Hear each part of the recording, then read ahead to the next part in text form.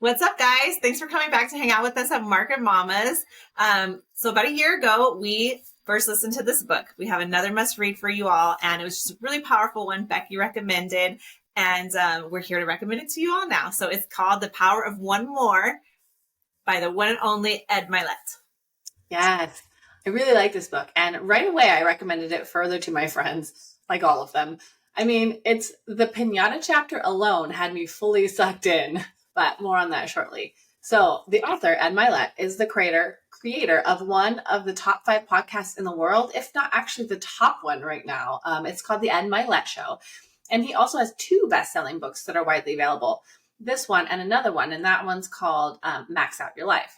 So he is a world-renowned global speaker, elite coach, TV and podcast host, and deeply inspiring and engaging social media force. So to hear him speak individually or to interview so many other powerhouse personalities, he's really just so genuine and thorough and empowering. I really am a fan, I'm not going to lie. I've listened to this book twice through now and caught many of his podcasts. With a new episode out every few weeks, I know they're always like a solid choice to just pop in my ear when I'm walking, driving, on my break at work. Ed's knowledge of upgrading your identity and constantly striving to be the best version of yourself is seriously so powerful. But I digress. In this book, Ed focuses on the power of one more, as the title suggests. He provides strategies to further understand your own psychology and the influence it has on your choices. And then he offers great tips, exercises, anecdotes to solve problems and achieve levels of success that you maybe never thought possible. So let's get into it. Totally. Ed is definitely a force, and the way he delivers the messages in this book, it just feels so genuine and relatable. I thoroughly enjoyed listening to this one as well. And Becky mentioned the pinata story. So that's just one of the greatest analogies of this book for sure. So everyone knows the pinata is the highlight of the party. As parents, we buy the perfect pinata, that make sure it matches the party theme. We fill it with all the goodies. Kids are just, lined up, so excited, at their chance to take a hit. It's just the whole experience. Some of us sing a song, but no one wants to rush this, right? Instead, you want it to be prolonged as long as possible. And so if only we felt this way when we were approaching our own personal growth goals and, keeping at a project, especially when it looks like you aren't getting anywhere early on, to take that swing after swing with faith and trust that it's meeting and making impact for that ultimate breakthrough. Much like busting open a piñata, right? So it didn't happen from the first hit, but instead, several that started, from the babies to the big boys. So step by step, with skills and intensity increasing along the way, it's just inevitable to happen, just like when we keep making consistent efforts towards our goals. So specifically, the passage from the story is as well, you must tune out the naysayers and all the negative distractions to focus on busting your piñata wide open. You'll feel disoriented at times, doubts may creep in your mind, and you may think that your goal is not worth it. Until you learn how to win those battles, you'll never enjoy what your piñata holds for you. If you stay with it long enough, you will enjoy the fruits of your labors. And everyone else in your circle who sticks around and supports you will enjoy those things as well. Wow. It was a powerful story for us and just a great visual of the powerful effects, that when you're trying to make, doing one more thing, one more try, time after time, until the goals are achieved. Ed also said the quality of your emotions determine the quality of your life. Yes, we don't always have control over what happens, but we have full control over how we feel about it. It's critical to choose to feel good on purpose, because why would we want to not feel good about ourselves? Yes, I did really love that example. Okay, so this slightly longer quote flows right from that. One of the core beliefs I hold is the importance of compounding. Compounding takes place when you attempt one more try, time and time again. When you're successfully in implementing one more try mentality, you'll create and compound more wins for yourself. Each of those wins creates an incremental advancement towards your goal. You stack them on top of each other to produce significant long-term changes in your life. So there you go. That's the explanation. And it's a serious compounding effect inside trading that the sentiment, of course, drives my mind to. Everything makes us think of trading. When I can lock into my process with the market and consistently execute my solid trades, the compounding effect in my accounts is such a beautiful thing. Steady points locked in day after day. Even with some reasonable red days sprinkled in for, let's be honest, it's the reality of the variability of what we're doing. If you can really stick to your edge, though, when trading, the rewards, they do build. I love the phrase so much that my girl Kendra had this beautiful paperweight made for me last year, and it says, "One good trade." Right here. It's literally was on my desk. So that's a phrase that I love, and it stems from this exact sentiment, as well as another killer book that we love, One Good Trade by Mike Bellafiore. With that, we'll save that for another episode. This concept is solid. One good trade, followed by one good trade. This keeps the job of it manageable, and it's how I'm becoming consistently profitable as a trader. And the effects are compounding, just as Mylett explains. You just keep taking one good trade and they build. Okay, so to put it another way, more broadly focused, Ed advises, with everything you do this week, when you think you are done, remind yourself to do one more. Do one more rep in the gym. Make one more phone call. Read one more chapter. Give one more hug. Close one more deal. So this definitely speaks to the habits and actions we all take in every aspect of our life. If we can shift our mental game to this mindset of putting in more effort than we plan each day, it will grant us more power in the long run. He also elaborates when he said, strength grows in the moments when you think you can't go on, but you keep going anyway. I love that so much. It makes me think of one of the principles that's been a mainstay on our channel. When you're going through a valley, that's precisely when you can channel the audacity to move full steam ahead and continue to bet on yourself, invest in yourself, and let your courage carry you.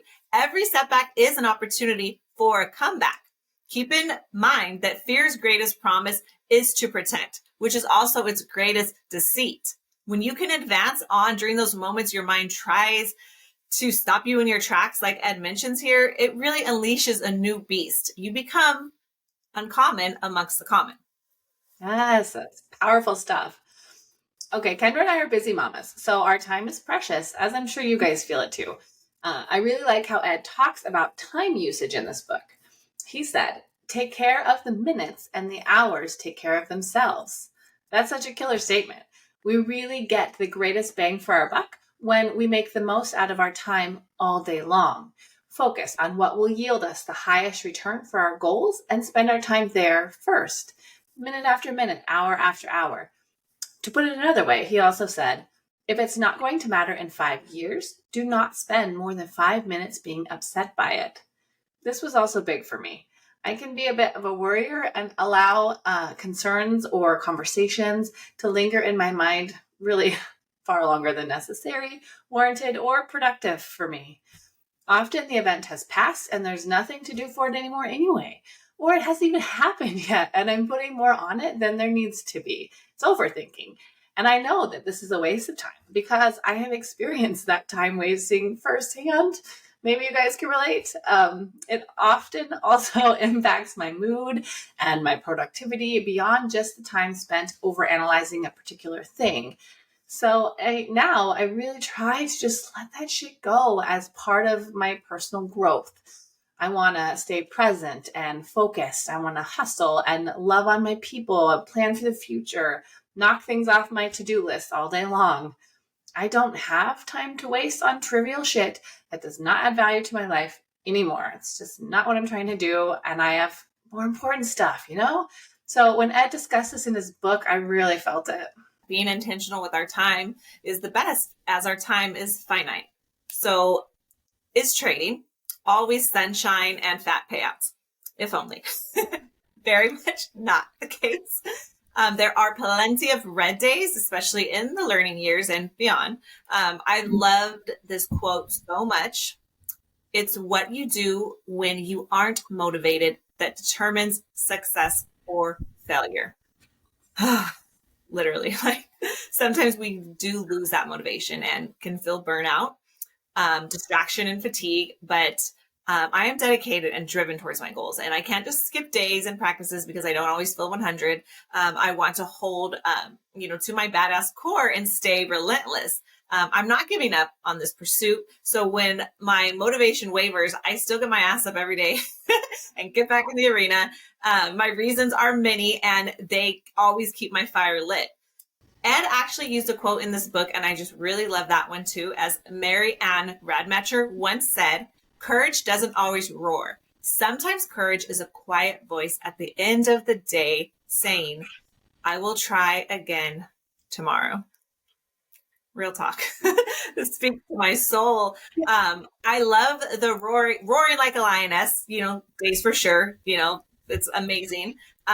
And sometimes that isn't the case. And I take a hit and I let it go and I hold faith and I get back up the next day. Vulnerability is my superpower, giving myself grace when I'm not at my best, taking intentional time away, to serve my entire being, and then showing up an even better version of myself than I was. Yes, girl. I totally agree. I have mentioned my trading community before, and we've interviewed my incredible mentor, Jermaine, previously. So check out that episode if you haven't already. But this next part is really about who we choose to allow into our locker room. The quote is, through proximity, you absorb the traits, actions, and beliefs of the people you associate with. Consciously and unconsciously, their knowledge and ideas become a part of who you are. That is the absolute truth. I think we've all heard versions of that you are who you hang around. This is another way to put it, but it's really true. So Kendra and I, we guard who has access to our journeys and our mindset as we're progressing. We've learned that this is necessary. I want to explore further down my road and in my own lane. I need to see how far I can go and how high I can build. I don't want to do it alone by any means. But those few that I allow in my space, they got to be on my wavelength, or else they are a risk to my true potential. And as a trader, if you're a trader, our primary goal, it has to be as an effective risk manager. Mylett also said, the most successful people in the world have one thing in common, a mindset that believes anything is possible. Yes, I feel this completely. If you really want to knock down barriers and build up a greater life than you've ever experienced or you thought you even could, then you have to believe that you're truly qualified and deserving. Our minds have to grow that belief, both consciously and subconsciously, for our actions to hold in line with the momentum and not falter as we rise. So the mindset is so huge with that growth we're pushing towards. Yes, it really is, for real. I really love this part of the book. Also, Ed said, think about how much your creative energy is tied up in guilt, judgment, fear, or anxiety related to people and experiences from your past. Whew, pretty heavy. Let's unpack this. So imagine how much good you can do by converting any destructive energy into productive energy. So that is just so powerful for me. And again, spoke to my soul. I'm certainly not perfect. I've effed up many times on my journey of life, hurt people, been hurt by people, closed doors, regretted choices, fallen short, human stuff, right? So I haven't been living under a rock. So hope everyone else can relate. I do feel that I was stuck, in a, perfection prison, for many years, thinking of all my past, experiences and character flaws, somehow disqualified me from stepping into my full potential. I know there are many others, that carry around that kind of destructive energy as well. And it eventually always, plays out in some form of, self-sabotage. So we've all heard of the saying, hurt people. And it's so true. I feel like I really got the importance of the need to heal from Ed's passage in this part of the book. For me, it is, the only way, to put to death those feelings of guilt, judgment, fear, and anxiety, to fully, forgive, myself and heal from past wounds. Not that it happened overnight or anything, but it is a daily choice, to practice, to choose each day to own my imperfections, character flaws, and so on. And when I choose to do that, then no one can hold them against me. And, I'm owning them, just being as imperfect as I am, being authentic. That's a way to really channel it into a creative and productive energy. And it's going to yield you just such a greater and sweeter return than letting experiences from the past, define me, or holding grudges, against others. I can honor the past and value it, life lessons, it added to me, but understand that those chapters are done. They're over. They're recorded in the pages of my story, but I'm writing new and better pages every day. Yes, that is so powerful. And I feel every word of that, Kendra. Real talk. Okay, so we talked a bit about the necessity to upgrade our identities in this training pursuit in our interview with Jermaine, and then again in our recent episode about just that subject. So Ed also tackles this concept. He wrote, "What exactly is identity? I define it as the thoughts, concepts, and beliefs we hold as the most genuine parts of our inner being. You can put on a face or an act a certain way for the rest of the world, but you can't lie to yourself when it comes to these things. Deep inside, you know what's true about you." That feels like a really good explanation. Our core has to evolve, or our words and talk are just that, talk. But to get to the serious life evolution that we are striving for, deep, deep inside us has to feel this identity shift. Those are different things. When I started day trading, I had no idea about the power of my identity beliefs. But as I'm pushing forward more recently, I'm certainly learning and evolving and just trying to keep up. In addition to advancing my personal identity as I grow as a trader, I've also had to improve my self-confidence. I mean, even to start a podcast, like you have to have some real belief in yourself to step out on this ledge. So on this topic, Ed also said, when you're in the habit of keeping promises you make with yourself, you are on the pathway to self-confidence. He wrote for a while in this book about confidence building and how we must show up for ourselves. I really loved his examples of how keeping promises to yourself is one strong exercise that we all can do each day to cultivate that growth. I started practicing that after I read this book more intentionally, and it's been cool. I mean, it can even start with just something simple or anything. Maybe even just like a little thing, such as only having dessert one night a week. When is your favorite dessert? Shutting your screens off by a certain time at night. Getting your exercise in, even just a minimum of 4 days a week. Not pulling your stop loss each day for the traders out there. That's me talking to myself. So many, so many little choices. We can decide our priorities for our lives and the stage that we're in, whatever we're pursuing. We can write them out. And then each day when we follow them and keep that promise to ourselves, tell me you don't know the feeling of satisfaction that bedtime that day brings you.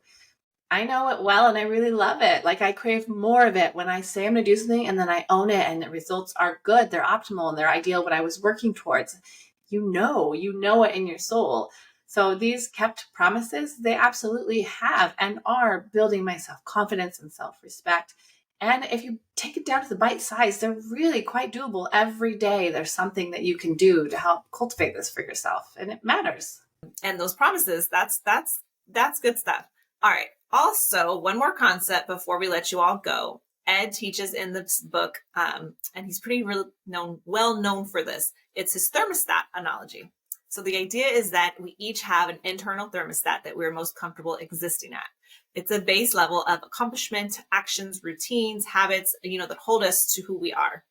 And often when someone is early in their pursuit of wanting more, doing more, they will encounter resistance, and this is equivalent to pushing to higher temperatures. But our body soon realizes that this is actually quite uncomfortable at that increased heat level, right? So, we will often subconsciously make choices to kind of pull us back down to a familiar baseline that we're used to operating from, how we're used to living. So it's somewhat of like a tug of war experience, essentially, comparable to the idea of moving to a warmer state to live. But then our inner mind wasn't quite ready for that. So he's quoted saying, unconsciously, we always find a way to get back to where our thermostat is set based on what we think we're worth. So self-worth here. I mean, it's just, yeah, that's deep. That's the biggie here. We have to purposely grow that for ourselves if we really want to move our lives forward and be able to maintain and sustain that upward momentum. And these are the adjustments that are a big deal, and they take a lot of learning and unlearning. We each have our own networking system in our brain that's been wired to support our unique internal thermostats. So we talked about in the last episode of Upgrading Identity about this kind of work. It's getting comfortable, being uncomfortable, letting that heat, make you sweat a little, maybe even burn some. You're not going to die, right? What will happen is you will elevate and you will create a new internal thermostat and keep turning it up little by little, higher as you go. So this is the unstoppable and limitless energy, and potential we're trying to cultivate. Yes, Kendra, yes. Okay, we can seriously keep going on gems from this book all day. It was a really powerful one for us. So I'm not sure how many of you know the trader funding company Apex, but that is where my shirt that I'm wearing today is from. And it felt fitting as my talk for this episode because for any of you that day trade and use a funded company for your capital, you get it. Apex is the best company that we have found for this for many reasons. And as the one that Kendra and I use, it's a major part of our success with this method is that we have to hold our faith with our process and our edge. Trading with a funding company offers protection because let's say maybe I tilt on a given day and I trade horribly. I do all the worst things. It's happened, right? I can rapidly lose thousands of dollars. That's a realistic outcome for a day trader. But with Apex, the financial impact to my personal account is minimal. It's simply the cost of the account, generally about $33 for each evaluation account or $140 for a performance account for the account size that is right for me. The larger impact is on my time horizon each time, right? The loss of an account will set me back a week or two of work at least. But that's negligible, right? That's the down and dirty of how funded accounts work. And this concept kind of applies to Ed's idea of the power of one more. There's a strong correlation for me. There's power in getting right back in your arena after being taken out. So you had a rough day, you fell to your demons, you blew your accounts, one or more, you blew them from performance flaws. So you want to choose to learn from that lesson day. You feel it, write about it, consult your mentor, your partner, deep dive into the how and why of how you made your errors, but then let it go and do better the next day. Then all of a sudden, you're growing multiple performance accounts and receiving regular payouts. This is the real money that actually funds your accounts, funds your life. And it feels really incredible when you get to that place. For me, Apex was the absolute best real life example right now for the power of one more, especially regarding the way that the account system works. I am able to grow my trading career in a required way over time, but without endangering my family's finances. You know what I mean? So if any of you want to know more about Apex, just hit us up with questions. We haven't said this too many times, but in the show notes below, we have our website information, and that gives you access to contact us directly. Within our website, there's a contact page. You can email us. And then we also decided to throw in this one, a link to our Apex below. If anyone is interested in learning more, there's a coupon code there, and you can utilize this amazing trading resource for your risk management and growth potential. They are really working for us. So, we want to hook you guys up with what we love. We've been in this game long enough to sort of figure out ways to work around it. And this is one power of one more. This gives you an opportunity to stay in the game longer while you're developing your craft. So I want to hook you guys up with that resource that we obviously love. 100%. Yes. Apex has been just a great value to our trading journeys for sure. It helps it to be sustainable. Like you said, not have to put your own, savings, money that could potentially, affect your family, your lifestyle. And it's just an investment. It's an investment in yourself. It's no different than, than any other, practice you study and you have to pour into. And so I definitely encourage everyone to check out Apex. They are a wonderful company. And also, that's all the time we have for today. Do you guys watch or listen to content from Ed Mylett? We would love to hear about it. We would love to hear feedback about what you guys thought about this book review. He's definitely in rotation, with all of the content we consume. And I'm just so grateful for the powerful messages that he, put in his book. It really has helped impact my growth and helped me to continue to develop into a consistently profitable trader. Shout out to Audible, of course. That's how we listen. That's how we consume our books because we're just busy mamas. So we're going to keep coming back with our favorite authors, our favorite titles.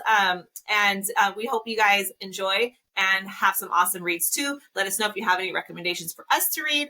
Let us know if you want to come on the show. Reach out to us on our Instagram, on our various social media platforms. All the information is down below in the description. And please subscribe if you haven't already. Hit notifications. We don't want you to miss us. Talk to you guys soon. Have a good day. Take care. Bye.